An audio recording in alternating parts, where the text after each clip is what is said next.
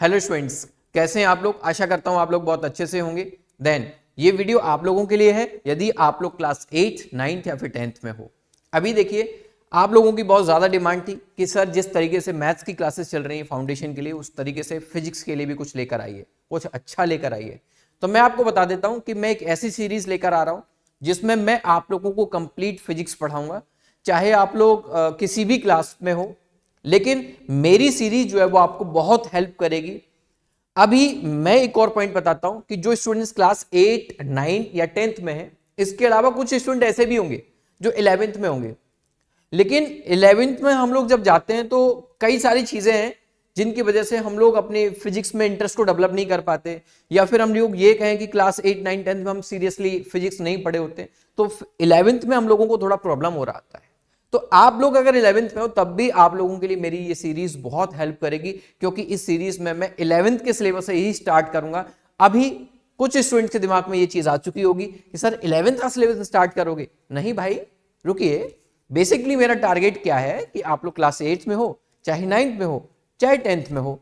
अभी school curriculum तो already आप लोग पढ़ रहे हो, लेकिन आप लोग जैसे मानकर चले कि क्लास 9th में फर्स्ट चैप्टर फिजिक्स में आप लोग मोशन पढ़ते हो, लेकिन मोशन पढ़ने के लिए आपको बेसिक मैथ्स आनी चाहिए। मतलब मोशन को एक अच्छे लेवल पर पढ़ने के लिए आपको बेसिक मैथ्स आनी चाहिए, वेक्टर का आइडिया होना चाहिए।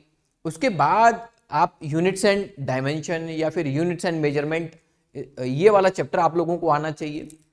देन आप लोग मोशन को पढ़ोगे तो मोशन फिर एक kinematics 1D, 2D and relative, इस तरीके से आप लोग उसको पढ़ते हो। यानी कि अब आप लोगों ने उसको पार्ट्स में, टुकड़ों में तोड़कर पूरी डिटेल्ड प्लानिंग के साथ उसको पढ़ा। तो आप सोचिए कि वो कितना बेनिफिशियल होगा। अभी इस तरीके से पढ़ने का बेनिफिट क्या होता है वो मैं समझाता हूं। तो देखो, इसका बेनिफिट क्या है।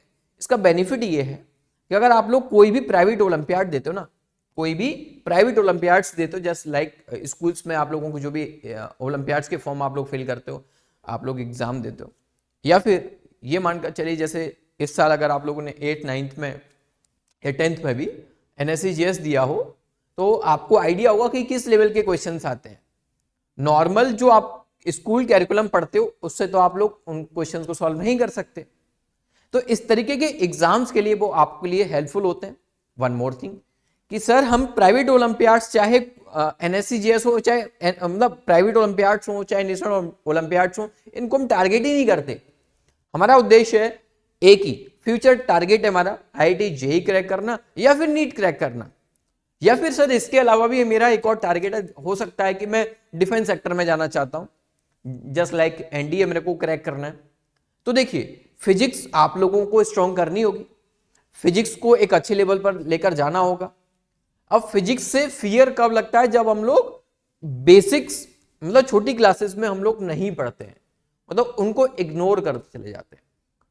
या फिर ये कहूं कि देखो, एक चांस और आप लोगों को मिलता है कि जब आप लोग 8, 9, 10th में कुछ चीजें एक्स्ट्रा पढ़ लेते हो, कुछ चीजें आप लोगों को इस तरीके से मिल जाती हैं जो आपको 11th में मिलेंगी।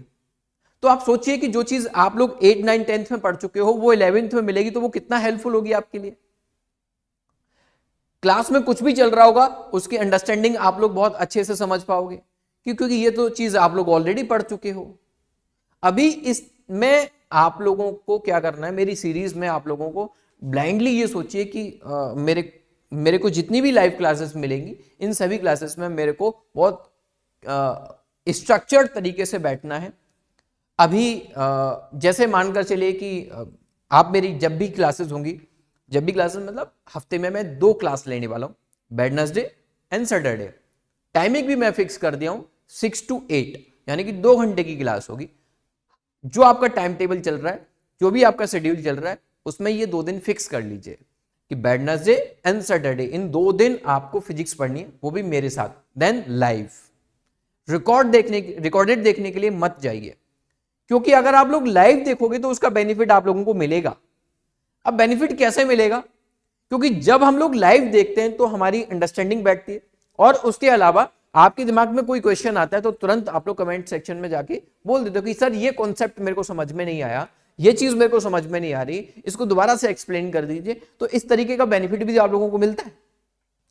यानी कि आपको लाइव देखने के बेनिफिट बहुत ज्यादा है। रिकॉर्डेड में कई बार हम लोग लापरवाह हो जाते हैं और स्किप करना स्टार्ट कर देते हैं, तो वो चीज आप लोगों को नहीं करनी। मेरी इस सीरीज में आप लोगों को जुड़ना है केवल इस उद्देश्य से कि मेरे को बहुत कुछ सीखना है और आगे मेरे टारगेट जो हैं उनको अचीव करने में ये क्लासेस मेरे को बहुत हेल्प करेंगी। ठीक है, तो अभी एक और चीज मैं आपको समझा देता हूं कि मेरी क्लासेस वेडनेसडे एंड सैटरडे को होगी, 6 to 8 में होने वाली है, ये फिक्स है। किस तरीके से मैं आप लोगों को पढ़ाने वाला हूं, मेरा उद्देश्य क्या है, आप लोगों के लिए क्यों बेनिफिशियल है ये चीज मेरी क्लासेस, तो वो सब कुछ मैं क्लियर कर दिया हूं। ऑलरेडी हम लोग एक डिटेल्ड प्रोग्राम आप लोगों के लिए लॉन्च कर चुके हैं, लेकिन वो पेड है, फाउंडेशन सेंटर्स लाइव प्रोग्राम, जिसमें आप लोग क्लास 8, 9, 10th में अपना डिटेल्ड स्टडी कर सकते हो, हमारे साथ स्ट्रक्चर्ड स्टडी कर सकते हो, पूरा कंप्लीट आप लोगों की test, mock test, everything else सब कुछ हमने स्ट्रक्चर्ड कर दिया आप लोगों के लिए। ठीक है, लेकिन वो पेड है। यहां अभी आप लोगों को जिस तरीके से मैथ्स चल रहा है उस तरीके से मैं आप लोगों को फिजिक्स पढ़ाऊंगा, और फिजिक्स भी मैं तब तक आप लोगों की क्लासेस लेता रहूंगा जब तक आपकी फिजिक्स कंप्लीट नहीं हो जाती। It's my promise to all of you. ठीक है, तो अभी आपको क्या करना है, इस सीरीज में मेरे साथ जुड़े रहना है। कहीं भी कोई भी कंफ्यूजन, कोई क्वेश्चन, देन आप लोग मेरे साथ लाइव क्लासेस में जुड़िए। और अगर फिर भी अभी आपका रिसेंटली अगर कोई क्वेश्चन आता है, कोई डाउट आता है, तो कमेंट सेक्शन में लिखिएगा, then we will reply your question. ठीक है, तो मिलेंगे आप लोगों के साथ लाइव सेशन में। तब तक के लिए बहुत बहुत शुक्रिया, thank you and let's crack it.